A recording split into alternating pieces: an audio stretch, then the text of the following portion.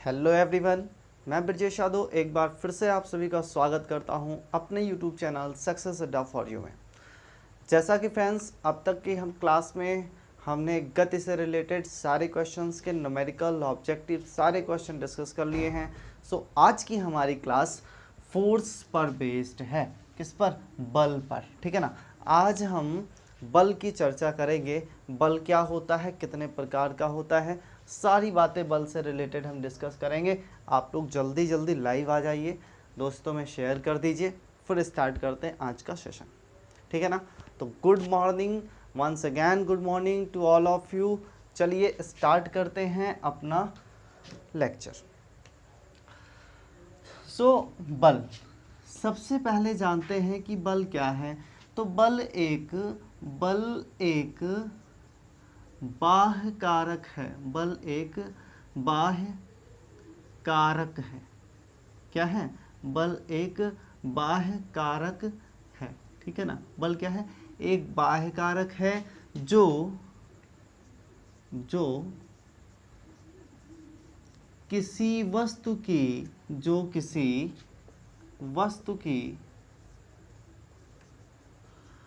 अवस्था परिवर्तित करता है अथवा करने का प्रयास करता है।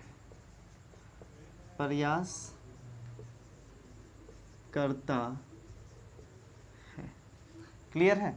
तो बल क्या है? बल एक बाह्य कारक है जो किसी वस्तु की अवस्था को परिवर्तित करता है या परिवर्तित करने की कोशिश करता है। अवस्था परिवर्तित करने का अर्थ ये है कि अगर कोई वस्तु विराम अवस्था में रही हो तो उसे गतिशील अवस्था में ले आए, और अगर गतिशील अवस्था में रही हो तो उसे विराम अवस्था में ले आए। ठीक है ना। अवस्था परिवर्तित करने का सिर्फ इतना ही मतलब है। क्लियर? अब देखते हैं, हमने ये जाना कि बल क्या है, बल की डेफिनेशन जानी। ठीक है ना। इसे किससे व्यक्त किया जाता है? तो आप कहोगे इसे F से व्यक्त किया जाता है, और इसका मात्रक न्यूटन है। इसका मात्रक क्या है? न्यूटन है। ठीक है ना। आप कहोगे कि SI पद्धति में, SI सिस्टम में इसका मात्रक क्या है? न्यूटन है। ठीक है ना। क्या है इसका मात्रक? न्यूटन। अब अगर बात करें कि बल के मात्रक के बारे में तो हमने जान लिया। अब क्या जानना है? बल का विमीय सूत्र क्या होगा। तो हम जानते हैं बल बराबर क्या होता है। बल बराबर क्या होता है बताइए आप लोग कमेंट करके। तो द्रव्यमान गुणा त्वरण। बल बराबर द्रव्यमान गुणा त्वरण। ठीक है ना। अब द्रव्यमान को हम किससे रिप्रेजेंट करते हैं भाई? द्रव्यमान को किलोग्राम से। क्लियर है? त्वरण को मीटर प्रति सेकंड स्क्वायर से। बोलो भाई, कोई दिक्कत? जी नहीं, कोई प्रॉब्लम नहीं होनी चाहिए। हम ये सब क्यों कर रहे हैं? क्योंकि हमें बल का विमीय सूत्र निकालना है। ठीक है। विमीय सूत्र निकालने के लिए मैंने आपको बताया था, जो स्टूडेंट मेरी प्रीवियस वीडियो नहीं देखे हैं वो मापन की वीडियो को जाके देख ले, है ना। पहला लेक्चर है और मापन की वीडियो हमारी प्लेलिस्ट में है। आप चैनल खोलेंगे, चैनल के प्लेलिस्ट में जाएंगे, वहाँ पे आप साइंस स्पेशल सेलेक्ट करेंगे, वहाँ पे आपको मापन की पहली वीडियो मिल जाएगी। तो वहाँ से देख लेना कि बेसिक क्या है। ठीक है ना। मैं बेसिक नहीं, अभी इसका सीधा सीधा फॉर्मूला निकलवाऊंगा। क्लियर है? चलिए, तो अब देखिए कैसे निकालते हैं विमीय सूत्र इसका, है ना। मैंने कहा था कभी कोई विमीय सूत्र रटना नहीं है, निकाल लेंगे हम लोग। तो केजी का केजी हो गया, मीटर का मीटर पर सेकंड। मैंने आपको उसी टाइम बताया था कि किसी भी राशि को हम बटे में नहीं रखेंगे। किस में रखेंगे? गुणा में रखेंगे। बताइए, ये सेकंड बटे में है, इसको अगर गुणा में करेंगे तो जो स्क्वायर लगा हुआ था ये -2 हो जाएगा या नहीं? बताइए, हो जाएगा या नहीं? बिल्कुल हो जाएगा। अब देखिए, केजी का केजी, है ना। तो केजी किलोग्राम को हम किससे रिप्रेजेंट करते हैं? मास से, तो m लिख देते हैं, है ना। मीटर को किससे? लेंथ से, तो l लिख देते हैं। समय को किससे? t से रिप्रेजेंट करते हैं, तो हमने t लिख दिया। उसकी पावर कितनी है? -2। अब इन सबको एक साथ कर दो तो क्या हो जाएगा? m l T⁻⁻²। तो ये क्या हो गया, ये हो गया बल का विमीय सूत्र। ये क्या है, आप कहोगे सर बल का विमीय सूत्र, ठीक, बल का विमीय सूत्र, ठीक है ना। बल का एक और मात्रक होता है जिसको कहा जाता है डाइन। क्या कहा जाता है, डाइन, ठीक है ना। तो अब बात आती है कि 1 न्यूटन में कितने डाइन। देखिए 1 न्यूटन में, कमेंट करके आप लोग बताएंगे 1 न्यूटन में कितने डाइन होते हैं। तो 10⁵ डाइन होते हैं, ठीक है ना। 10⁵ कितने होते हैं, 10⁵ डाइन होते हैं, ठीक है ना। 10⁵ डाइन होते हैं, ठीक। अगर आपसे कोई पूछे कि एक डाइन में कितने न्यूटन होते हैं, तो आप कहोगे 10⁻⁻5 न्यूटन होते हैं। बोलो भाई, समझ में आ रहा है। फ्रेंड्स, आप सभी समझ पा रहे हैं जो मैं बता रहा हूँ। आप सभी कमेंट करके हमें बताते रहें, बीच बीच में आप कमेंट ज़रूर करते रहें। आप सभी ने कल की जो वीडियो थी बहुत ही अच्छे से देखी और काफ़ी बढ़ चढ़ के हिस्सा लिया उसमें, अच्छे अच्छे आपने कमेंट भी किए। कुछ फ्रेंड्स हमारे आंसर गलत कर दे रहे थे, सो कोई बात नहीं, अगर गलती हो रही है तो कोई बात नहीं, गलती करना बुरी बात नहीं है। एक ही गलती को बार बार करना बुरी बात है ना। तो आप यहाँ गलती कीजिए, चल जाएगा, क्योंकि आप सीख रहे हैं। एग्ज़ाम में गलती बिल्कुल ना कीजिए। क्लियर है, चलिए आगे चलते हैं। तो बल का विमीय सूत्र हमने देखा कि बल का विमीय सूत्र क्या हो जाएगा, mL/T⁻²। बल का मात्रक क्या हो जाएगा, न्यूटन। और सीजीएस पद्धति में क्या मात्रक होगा, सीजीएस पद्धति में मैंने बताया आपको क्या हो जाएगा भाइयों, डाइन हो जाएगा। ठीक है दोस्तों, समझ में आ रहा है। तो सीजीएस पद्धति में मात्रक क्या हो जाएगा, डाइन हो जाएगा। फिर 1 न्यूटन बराबर 10⁵ डाइन, 1 डाइन बराबर 10⁻⁻5 न्यूटन। फटाफट इसका आप स्क्रीनशॉट ले लीजिए, फिर इसके आगे चलते हैं। फटाफट स्क्रीनशॉट लीजिए, चलिए।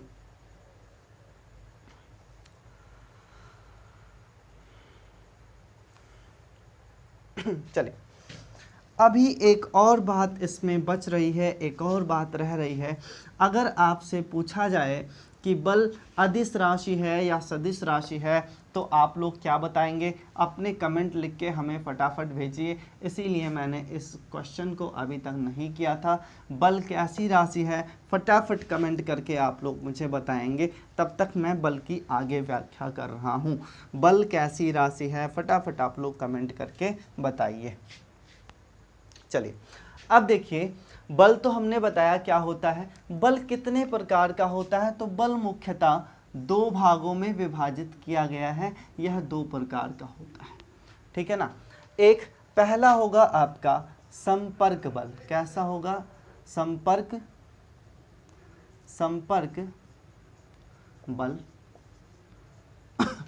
दूसरा होगा गैर संपर्क बल।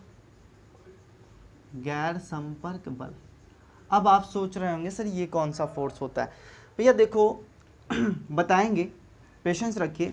संपर्क बल को इंग्लिश में कहा जाता है कांटेक्ट फोर्स, ठीक है।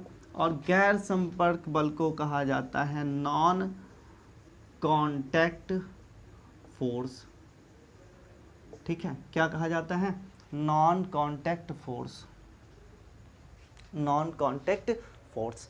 क्लियर। संपर्क बल कैसे बल होते हैं, संपर्क बल कैसे बल होते हैं, तो ऐसे बल जो किसी 2 वस्तुओं के परस्पर संपर्क में आने पर लगे, उनको क्या कहा जाता है, संपर्क बल कहा जाता है। ऐसे बल जो 2 वस्तुओं के परस्पर एक दूसरे से मिलने पर या एक दूसरे के संपर्क में आने पर लगे, उन्हें क्या कहा जाएगा, संपर्क बल कहा जाएगा। संपर्क बल के बहुत सारे एग्जाम्पल हैं, मैं कुछ आपको प्रमुख बताता हूं। जैसे है घर्षण बल, नंबर 1 पर क्या है, घर्षण बल, ठीक है। दूसरा आएगा आपका स्प्रिंग बल। क्या आएगा, स्प्रिंग बल, ठीक है ना। घर्षण बल हो गया, स्प्रिंग बल हो गया। तीसरा आएगा आपका तनाव बल। क्या आएगा, तनाव बल। चौथा आपका क्या आएगा, घर्षण बल कर लिया, स्प्रिंग बल कर लिया, तनाव बल कर लिया, इसी को आप कहेंगे पुश फोर्स या पुल फोर्स। एक और आएगा दाब दाब बल, ठीक है ना, इसी को पुश फोर्स भी कहा जाता है। तो जो दो वस्तुओं के परस्पर संपर्क में आने से लगे उस प्रकार के बल को क्या कहा जाता है, आप कहोगे संपर्क बल कहा जाता है, ठीक है ना। गैर संपर्क बल कैसे हैं, कोई भी ऐसा फोर्स जो बिना एक दूसरे के कांटेक्ट में आए हुए वर्क कर रहा हो, कार्य कर रहा हो, उसको क्या कहेंगे, गैर संपर्क बल, ठीक है ना। गैर संपर्क बल ये और भी हैं, मैंने आपको प्रमुख बताए हैं, जिनमें से इन्हीं पे हमें चर्चा करनी है, ठीक है ना। बाकी को हम एग्जाम में पूछे भी नहीं जाते हैं, पूछे जाएंगे तो इन्हीं में से पूछे जाएंगे। बताइए निम्नलिखित में से कौन सा संपर्क बल है। जैसे आपको दे दिया घर्षण बल, फिर गैर संपर्क बल के कुछ एग्जाम्पल दे देगा और फिर उसी में आप उसको कंफ्यूज करके रखेगा, ठीक है ना। तो कॉन्सेप्ट क्लियर रखिए। गैर संपर्क बल क्या है, नॉन कॉन्टैक्ट फोर्स क्या होते हैं, तो नॉन कॉन्टैक्ट फोर्स मुख्यतः चार प्रकार के होते हैं। कितने, चार प्रकार के, ठीक है ना। पहला गुरुत्वाकर्षण बल, गुरुत्वाकर्षण बल, कोई दिक्कत। पहला कौन सा है, गुरुत्वाकर्षण बल, जिसे हम ग्रेविटेशनल फोर्स कहते हैं। दूसरा है विद्युत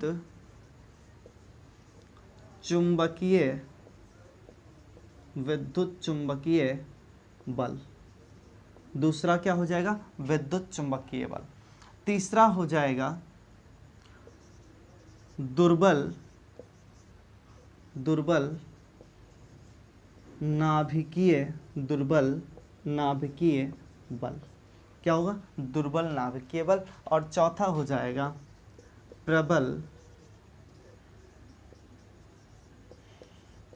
नाभिकीय बल, ठीक है ना। तो ये आपके चार प्रकार के गैर संपर्क बल हुए, जिसको कहा जाएगा नॉन कॉन्टैक्ट फोर्सेस, ठीक है ना। गैर संपर्क बल हैं। एग्जाम में आ जाएगा कि तीन यहाँ के उठा लेगा, एक कोई इसका उठा लेगा, फिर पूछेगा बताइए संपर्क बल निम्नलिखित में से कौन सा है, तो जो उठाया रहेगा वो आप बता दो। क्लियर ना, बिल्कुल मेरी गारंटी है कि इसी इतने से आएगा। अगर ये क्वेश्चन बनेगा कि इनमें से कौन सा संपर्क बल है और कौन सा गैर संपर्क बल है, तो इन्हीं इतने में से आ जाएगा, आपको घबराने की ज़रूरत बिल्कुल नहीं है। क्लियर। अब देखिए, आप इन सबको लिख तो दिया हमने, आप इसका लीजिए स्क्रीनशॉट, फिर हम एक एक की विवेचना करना स्टार्ट करते हैं। और आप लोगों के अगर कमेंट आ गए हों तो बहुत ही अच्छी बात है, कमेंट मैं देख लूँगा। लेकिन आपको बता दूं कि जो बल है यह एक प्रकार की सदिश राशि है। कैसी राशि है, सदिश राशि है। क्लियर है, बल एक प्रकार की सदिश राशि है, इसे एरो द्वारा रिप्रेजेंट किया जाता है। जहां बल लगेगा वहां इस प्रकार की एरो लगी होगी, इस प्रकार की तीर लगी होगी। क्लियर है। चलिए, जिन दोस्तों ने सदिश राशि हमें कमेंट किया है, बहुत बहुत अच्छे हैं आप सभी, बहुत ही अच्छा कमेंट कर रहे हैं, वेरी गुड। चलिए इसका आप स्क्रीनशॉट लीजिए, फिर हम आगे बताते हैं आपको फटाफट।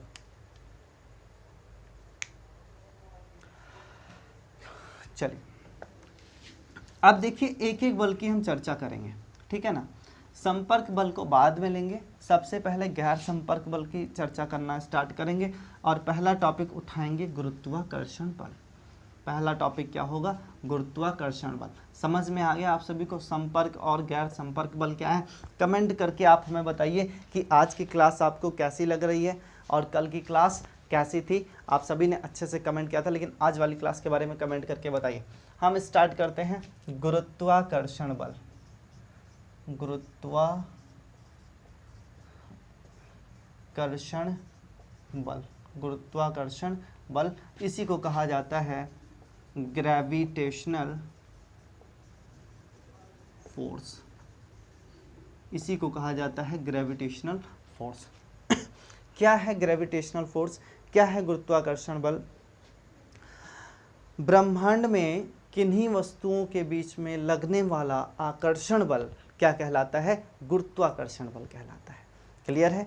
ब्रह्मांड में किन्हीं भी पिंडों के बीच में लगने वाला आकर्षण बल क्या कहलाता है? गुरुत्वाकर्षण बल कहलाता है। देखिए भैया, हम इसकी डेफिनेशन आपको नहीं लिखवा रहे हैं क्योंकि एग्ज़ाम के दृष्टिकोण से ये इम्पॉर्टेंट तो है, लेकिन इसकी परिभाषा नहीं पूछी जाती। ज़्यादा से ज़्यादा इसका सूत्र पूछा जाता है, तो वो मैं आपको ज़रूर बताऊँगा। ठीक है ना? अब न्यूटन ने इस गुरुत्वाकर्षण बल की परिभाषा दी थी, तो वो परिभाषा क्या है यह आप जान लीजिए। न्यूटन ने कहा था कि पिंड के बीच में लगने वाला आकर्षण बल उनके द्रव्यमान के गुणनफल के अनुक्रमानुपाती व उनके बीच की दूरी के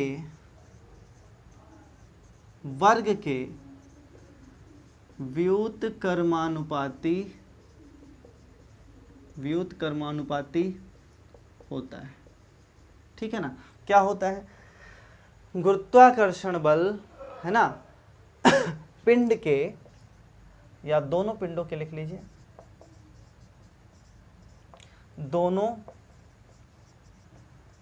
पिंडों के द्रव्यमान के गुणनफल के अनुक्रमानुपाती व उनके बीच की दूरी के वर्ग के व्युत्क्रमानुपाती होता है। उनके बीच की दूरी के वर्ग के व्युत्क्रमानुपाती होता है। देखिए कैसे होता है भाई, देखो इन्होंने कहा कि F प्रोपोर्शनल होता है किसके? अगर दो पिंड हम मान लें कि ये एक पिंड M1 है और ये एक पिंड M2 है, ये एक दूसरे से किस दूरी पर स्थित हैं?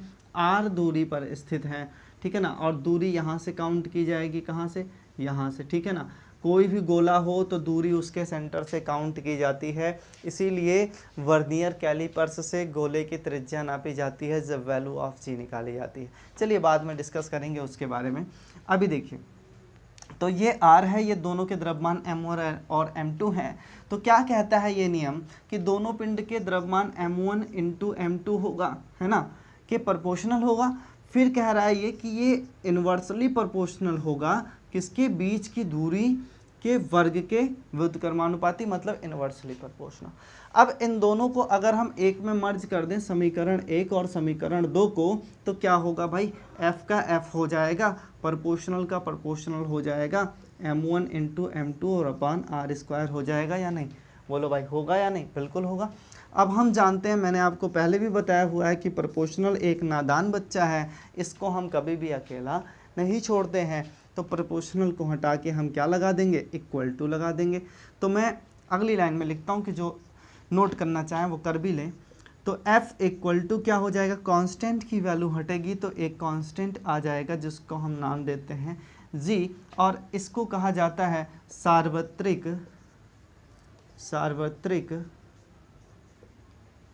गुरुत्वाकर्षण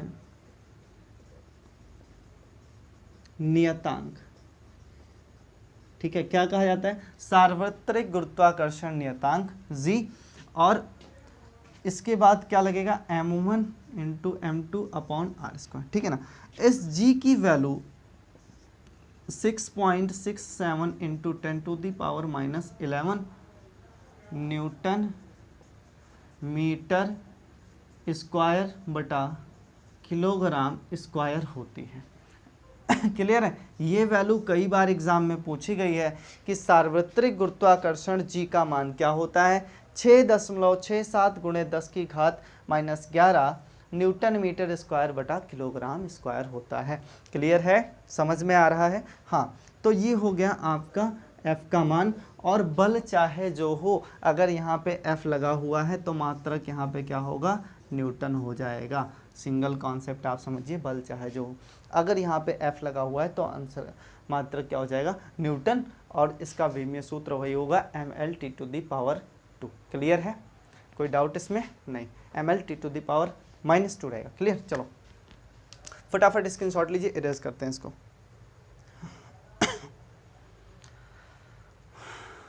चलिए, तो गुरुत्वाकर्षण बल हो गया, गुरुत्वाकर्षण बल हो गया। अगर फटाफट इसकी थोड़ी सी चर्चा कर ली जाए तो जानेंगे आप लोग, गुरुत्वाकर्षण बल सदैव धनात्मक होता है। पहली बात, ये ऑलवेज क्या होता है, ऑलवेज क्या होता है सॉरी, ये ऑलवेज कैसा होगा, ये ऑलवेज पॉजिटिव होगा, हमेशा क्या होगा, धनात्मक होगा, हमेशा हमेशा धनात्मक होगा। और क्या होगा, हमेशा आकर्षण की प्रवृत्ति का होगा, कैसा, आकर्षण की, हमेशा आकर्षण की प्रवृत्ति का होगा। क्लियर है? हाँ, तो ये दो चीजें आप नोट कर लीजिए। चलिए स्क्रीनशॉट लिया, क्लियर करते हैं।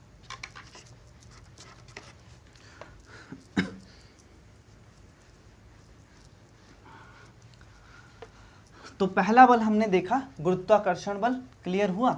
हाँ, अब दूसरा कौन सा बल हमने लिया था भाई? देखिए यहाँ से एक और क्वेश्चन आता है, पूछा जाएगा आपसे कि प्रकृति में पाए जाने वाले मूल बलों की संख्या कितनी है। कमेंट करके बताइए। क्वेश्चन है, आज का क्वेश्चन रहेगा फेसबुक पर भी, कि प्रकृति में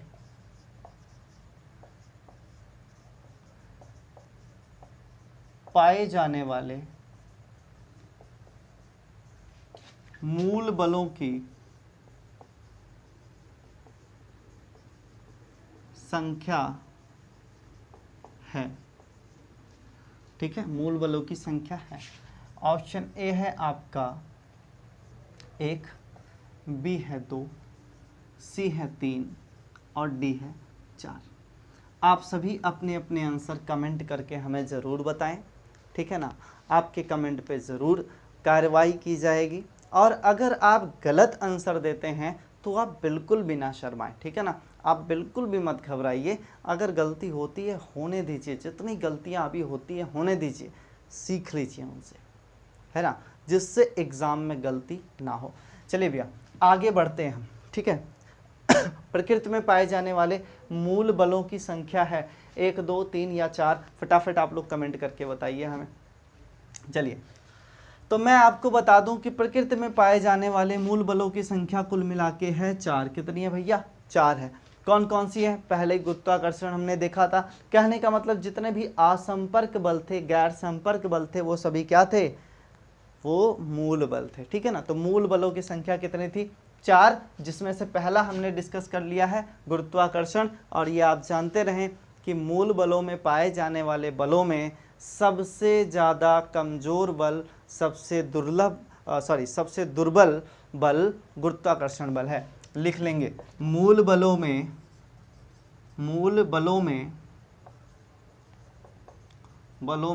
सबसे दुर्बल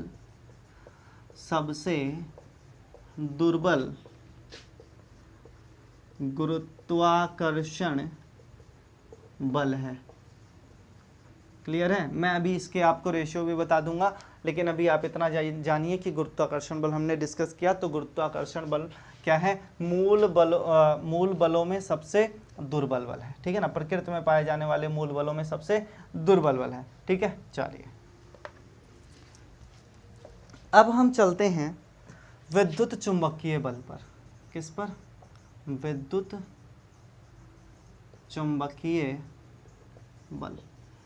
इसी को कहा जाता है इलेक्ट्रोमैग्नेटिक फोर्स। क्या कहा जाता है? इलेक्ट्रोमैग्नेटिक फोर्स, विद्युत चुंबकीय बल। ठीक है ना, विद्युत चुंबकीय बल। ठीक, तो इसके बारे में बहुत ज़्यादा एग्जाम में नहीं पूछा जाएगा, बहुत ज़्यादा डिटेल में इसको नहीं पूछा जाता है। जैसे आपने अभी न्यूटन का नियम देखा गुरुत्वाकर्षण बल का, सेम टू सेम इस पे भी कूलाम का नियम है। विद्युत चुंबकीय बल की व्याख्या करने के लिए किसका नियम है? आप कहोगे कूलाम का नियम है। किसका? कूलाम का, ठीक है ना। क्या कहता है ये नियम? यह नियम कहता है कि दो आवेश Q1 और Q2 अगर एक दूसरे से r दूरी पर स्थित हैं, एक दूसरे से r दूरी पर स्थित है, सेम टू सेम वही नियम है, सेम टू सेम वही नियम है ना। दो आवेश Q1 और Q2 एक दूसरे से अगर r दूरी पर स्थित है तो उनके बीच लगने वाला आकर्षण एवं प्रतिकर्षण बल, या आकर्षण अथवा प्रतिकर्षण बल उनके आवेशों के गुणनफल के अनुक्रमानुपाती, मतलब F प्रोपोर्शनल हो जाएगा किसके, Q1 इंटू Q2। भाई फॉर्मूला सिर्फ नोट करना है, इसीलिए मैं इसी पे ध्यान दे रहा हूँ, आपको थ्योरी नहीं लिखवा रहा हूँ। क्लियर है? तो F proportional Q1 into Q2। बाकी मैं बोल देता हूँ, आप ये सेशन खत्म होने के बाद वीडियो को रिवर्स करके भी देख सकते हैं। F proportional Q1 into Q2 क्या कहा कि दोनों आवेशों के गुणनफल के अनुक्रमानुपाती। फिर कहा कि यही बल उनके बीच की दूरी के वर्ग के व्युत्क्रमानुपाती। बिल्कुल सेम टू सेम गुरुत्वाकर्षण बल का ही नियम है। आपको करना क्या है, जहां आपने लिया था द्रव्यमान वहीं आपको इस बार ले लेना है आवेश। क्लियर है? हाँ चलिए, तो क्या करना है इसमें, हमें इसमें r रख देना है भाई, r का स्क्वायर हो जाएगा, सॉरी 1/r का स्क्वायर हो जाएगा, 1/r का स्क्वायर हो जाएगा। ठीक है ना? अब इन दोनों को मर्ज करेंगे तो फिर वही कहानी, F प्रोपोर्शनल क्या हो जाएगा, Q1 इंटू Q2/r²। ठीक है ना? प्रोपोर्शनल का निशान हटाएंगे तो इस बार कांस्टेंट क्या आ जाएगा, तो इस बार कांस्टेंट बड़ा आने वाला है, F equal to 1/4πε0 Q1 into Q2/r²। ये आपका व्यंजन बन जाएगा, यही पूछा जाता है एग्जाम में। इसका मात्रक क्या होगा, न्यूटन हो जाएगा मात्रक इसका भी। ठीक है ना?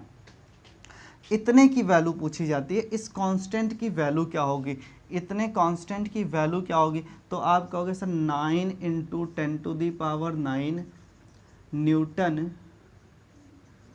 मीटर स्क्वायर प्रति coulomb square, newton metre square प्रति कूलाम स्क्वायर या बटा कूलाम स्क्वायर इसका मात्रक होता है। और ये क्या होता है, मान इस पूरे कांस्टेंट का। क्लियर है? बाकी ये सब वैल्यू तो आप बाद में लेंगे ही। दूसरा क्वेश्चन पूछा जाता है एप्सिलॉन नॉट क्या है। दूसरा क्वेश्चन पूछा जाएगा एप्सिलॉन नॉट क्या है, तो एप्सिलॉन नॉट को विद्युतशीलता कहते हैं। क्या कहा जाता है, विद्युतशीलता कहते हैं। क्लियर है? एप्सिलॉन नॉट को विद्युतशीलता कहते हैं। बस इतनी सी बात आपको यहाँ से जाननी है, ये फार्मूला याद रखना है, इस कांस्टेंट की वैल्यू याद रखनी है, इसका मात्रक याद रखना है, और क्या याद रखना है, एप्सिलॉन नॉट को क्या कहा जाता है, निर्वात की विद्युतशीलता। यह निर्वात की विद्युतशीलता वायु के लिए 1 व जल के लिए 81 होती है। ठीक है ना? ये कभी कभी पूछा जाता है। क्लियर? कभी कभी पूछ लिया जाएगा निर्वात की विद्युतशीलता वायु के लिए इसका मान कितना होता है, तो 1 होता है। ठीक है? और जल के लिए 81 होता है। बस इतना पूछा जाएगा। जल्दी जल्दी स्क्रीनशॉट ले लीजिए, फिर आगे बढ़े।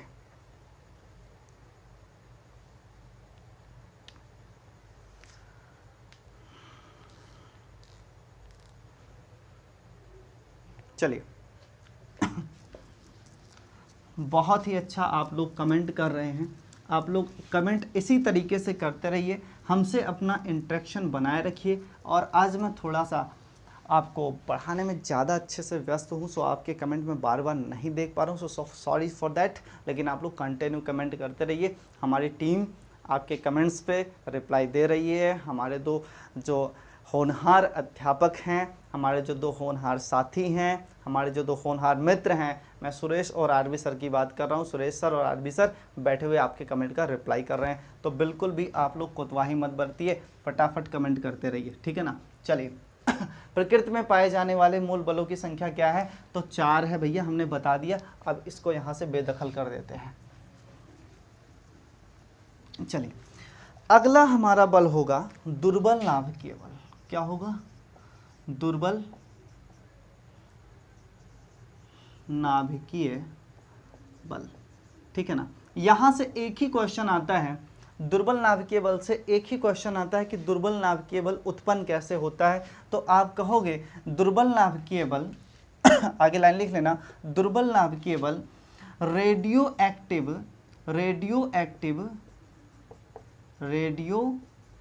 एक्टिव तत्वों से बीटा उत्सर्जन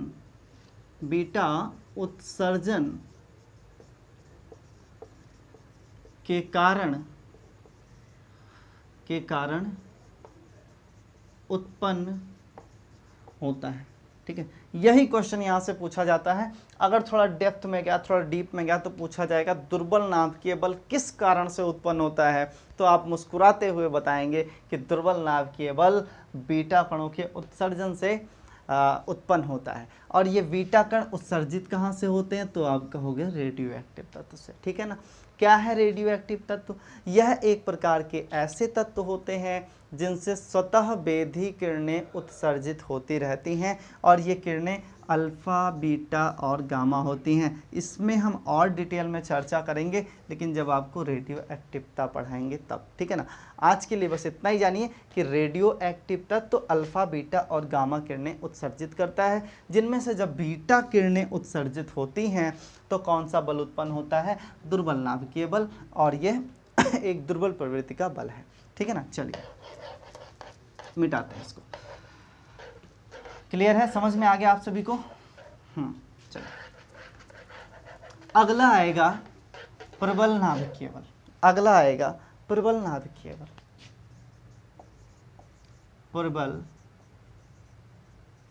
नाभिकीय बल, ठीक है ना। इसी को नाम देते हैं strong nuclear force. Strong nuclear force, प्रबल नाभिकीय बल।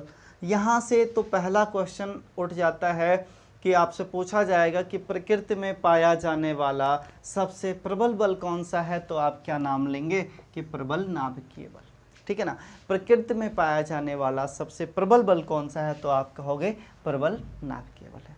क्लियर? हाँ। चलिए यहाँ से यही क्वेश्चन उठता है कि यह बल उत्पन्न किन किन के बीच में होता है, तो न्यूट्रॉन एवं प्रोटॉन, न्यूट्रॉन एवं प्रोटॉन के मध्य। ठीक है ना। इसीलिए सबसे स्ट्रांग होता है। अदरवाइज जैसे में ये नाभिक है, नाभिक के चारों ओर बंद वित्तीय कक्षाएं, इन कक्षाओं में इलेक्ट्रॉन मूव करते हैं। कौन मूव करता है? इलेक्ट्रॉन मूव करते हैं। और इसके अंदर क्या पाया जाता है? इस नाभिक में, इस पॉजिटिव चार्ज पार्टिकल में न्यूट्रॉन और प्रोटॉन। तो इन दोनों के बीच में जो अट्रैक्शन फोर्स वर्क करता है उसको क्या नाम दिया जाता है? प्रबल नाभिकीय बल दिया जाता है।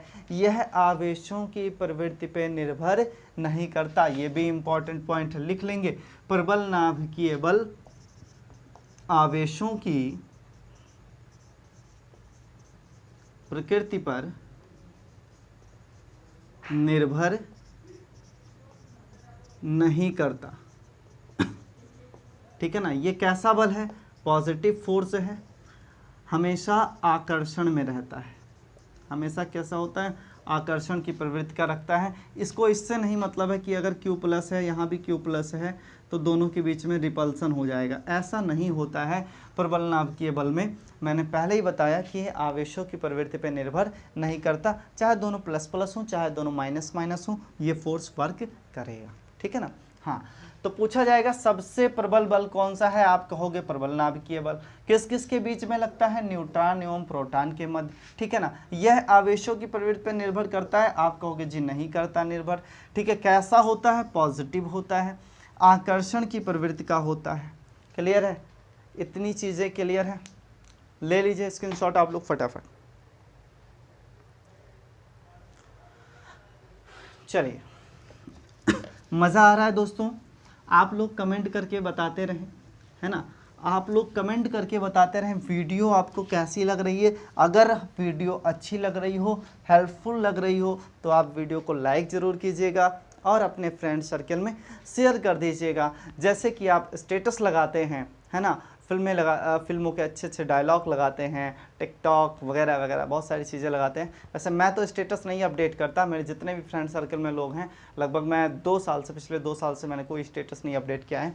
सो मुझे तो शौक नहीं भाई, लेकिन अगर आप लोग करते तो एक बार क्या काम कीजिए, इस लिंक को कॉपी कीजिए, स्टेटस पे लगाइए, थोड़ा हमारा भी भला कीजिए, है ना। चलिए, तो बल के बारे में हम चर्चा कर रहे थे और मैंने मूल बलों के बारे में चर्चा कर ली है। समय के अभाव के कारण आज सिर्फ और सिर्फ आज मूल बलों पे ही चर्चा कर पाऊंगा, ठीक है ना। उसके बाद जो आपके संपर्क बल हैं वो मैं कल की वीडियो में आपको एक्सप्लेन करके बताऊंगा, ठीक है ना। तो आप लोग क्या काम करेंगे, अभी आप इसको समझिए, थोड़ा सा और बचा हुआ है। अगर हम बात करें गुरुत्वाकर्षण बल की, मतलब Fg ग्रेविटेशनल फोर्स, ठीक है, और इसका अनुपात ले लें किसके साथ में, इलेक्ट्रोमैग्नेटिक फोर्स, मतलब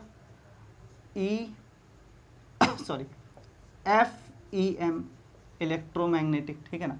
फिर इसका अनुपात ले लें वीक न्यूक्लियर फोर्स के रिस्पेक्ट में, सॉरी यहाँ पे वीक न्यूक्लियर फोर्स लिख लीजिए आप, और यहाँ पे लिख लीजिए इलेक्ट्रोमैग्नेटिक फोर्स। F मतलब force, E for electromagnetic, W for weak nuclear force, WN कर देते हैं ना, और G फॉर ग्रेविटेशनल फोर्स। फिर इसका अनुपात ले लीजिए आप किससे, स्ट्रॉन्ग न्यूक्लियर फोर्स से, FS, है ना, स्ट्रॉन्ग न्यूक्लियर फोर्स। ठीक, तो इनका अनुपात क्या क्या होता है, ठीक है, ये एग्जाम में पूछा गया क्वेश्चन है और इसको बहुत ही ध्यान से आप लोग समझना। देखिए Fg मतलब मैंने कहा सबसे कमजोर कौन सा होता है, गुरुत्वाकर्षण बल, ग्रेविटेशनल फोर्स। सो इसको अगर हम एक माने, इसको अगर हम एक माने तो वीक न्यूक्लियर फोर्स इसकी अपेक्षा कितना स्ट्रांग होगा, आप कहोगे 10⁻25 टाइम्स। कितना स्ट्रांग होगा, 10⁻25 टाइम्स, ठीक है ना। दुर्बल नाभिकीय बल गुरुत्वाकर्षण बल से कितना मजबूत है, 10⁻25 गुना। ठीक, उसके बाद बारी आती है विद्युत चुंबकीय बल की। तो विद्युत चुंबकीय बल की तुलना अगर इससे की जाए, यह एक है, तो विद्युत चुंबकीय बल कितना होगा, आप कहोगे 10⁻36 गुना। कितना होगा, 10⁻36 गुना। और लास्ट आएगा आपका strong nuclear force. So strong nuclear force कितना हो जाएगा, 10⁻38 टाइम्स, 10⁻38 गुना। क्लियर है। तो यह तीन बल आपके सॉरी 4 बल जिनका अनुपात मैंने दे रखा है, मोस्ट इंपॉर्टेंट है। कभी कभी आपसे पूछेगा बताइए गुरुत्वाकर्षण बल की तुलना में स्ट्रॉन्ग न्यूक्लियर फोर्स कितना गुना अधिक प्रबल है, तो उसमें ऑप्शन दिया रहेगा ABC, जिसमें 10⁻38 गुना क्या होगा, सही हो जाएगा। ठीक, अगर पूछ लिया जाता है कि strong nuclear force electromagnetic force की तुलना में कितना स्ट्रॉन्ग है, कि प्रबल नाभिकीय बल विद्युत चुंबकीय बल के तुलना में कितना प्रबल है, तो ये 38 है, ये 36 है, कितना ज़्यादा है, ये 10⁻2 ही तो ज़्यादा है। अगर इसको एक माने तो ये क्या हो जाएगा, 10⁻2।